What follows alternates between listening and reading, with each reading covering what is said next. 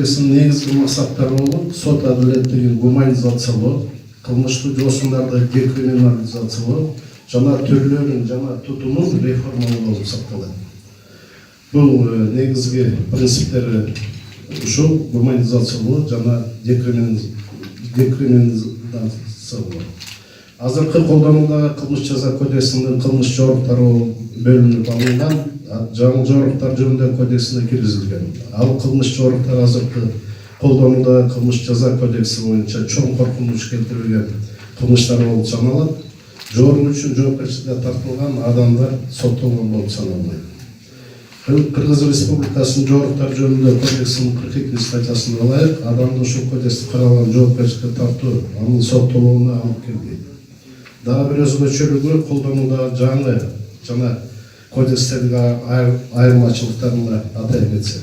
Азыркы колдонулган кылмыш жаза кодексинде өзгөчө бөлүгүндө 280 статья бар болсо, ал эми жаңы жаза кодексинин өзгөчө бөлүгү боюнча 266 статья же кылмыш каралган. Гуманизация боюнча мисалга бир келтирип кетсек, азыр киши өлтүрүү үчүн каралган кылмыш жаза кодексинин 97 статьясында санкция 20 жылга чейин каралган болсо, ал эми жаңы жазык кодексинде ушул статья боюнча 15 жылга чейин эркиндигинен ажыратуу жазасы белгиленген.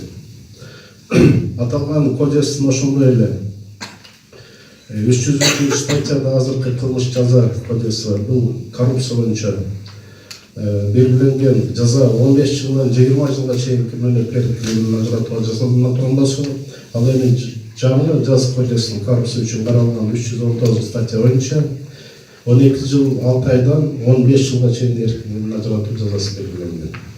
Бул ошондой эле гуманизация боюнча көп статьяларды көрсөтүлгөн. Ал эми жазык процесстик кодексинде азыркы мезгилде 441 статья бар болду.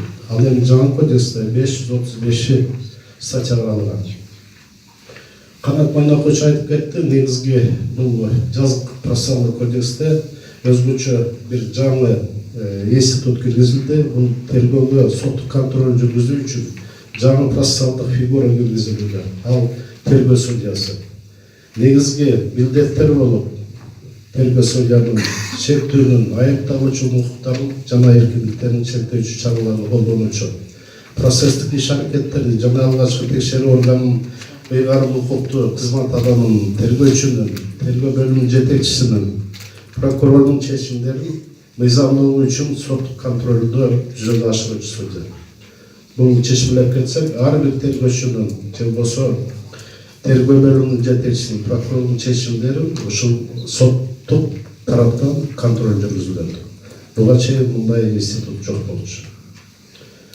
Ошол менен кошо тергөө судьянын 46 тергөө аракеттери жүргүзүлөт. Ошо каралган тергөө судьясы өзү караган чечимдерди кийин биринчи апелляциялык жана кассациялык инстанцияда каралбайт.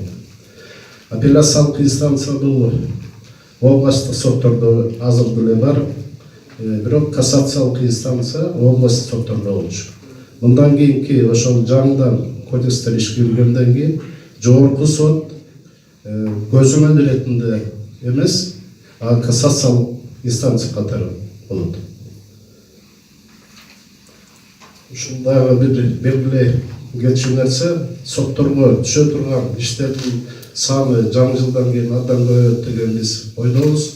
Ушуга байланыштуу Кыргыз Республикасынын жогорку кеңеши 17 октябрда быйыл штаттык единицаларды соттордун көбөйттү, 56 соттук жаңы штат единицасы берди. Ушул менен кошо азыркы мезгилде Кыргыз Республикасы боюнча 401 судья бар болгон болсо, райондук, шаардык, область соттордо 56 штаттык единица менен кошо бирге 457 судья болот республика боюнча. А жогорку соттун судьяларын кошкондо 492 судья болот. Бул иштердин көбөйүшү жана байланыштуу болот. Жаңы жазык процесстик кодекстин талаптарына ылайык областтык жана мен айтып кеттим, апелляциялык инстанция сот болуп саналат. Ал эми жогорку сот кассациялык инстанцияда катары жаңы жылдан кийин ушул кодекстер ишкергенден болот. Дагы бир өзгөчөлүктөрү азыркы мезгилде биринчи инстанцияда райондук соттордо иш каралган болсо, кылмыш иштери боюнча каралган болсо, 10 сутканын ичинде арызданууга арыз кабыл алып турган болсо, жаңы кодексте 1 айга чейин мөөнөт берилет. Өкүм чыккандан кийин. Жана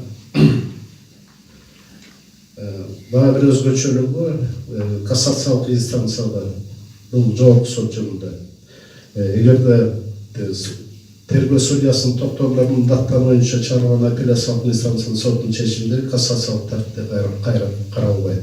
Бир гана ошол жана тергөө судьянын чечимдерин экинчи инстанция, апелляциялык инстанция кылат, а кассациялык инстанция бул жогорку соттор кылат.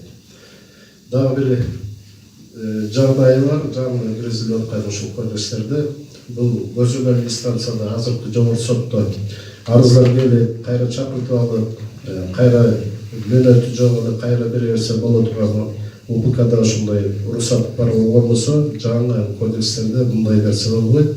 Бир гана бир эле жолу берген окуу болот.